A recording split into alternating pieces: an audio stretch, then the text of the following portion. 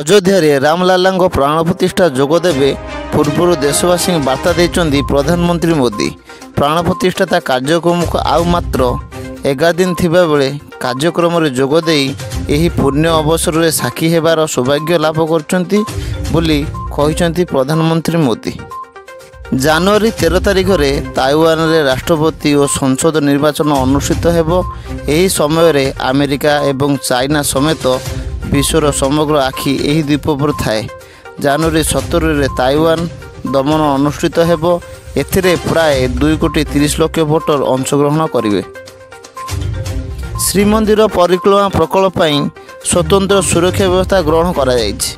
40 platoon force मुतयन करा जायछि।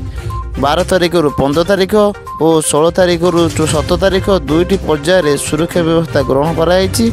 सारा सहर में 5 स्तरीय सुरक्षा व्यवस्था ग्रहण कराई।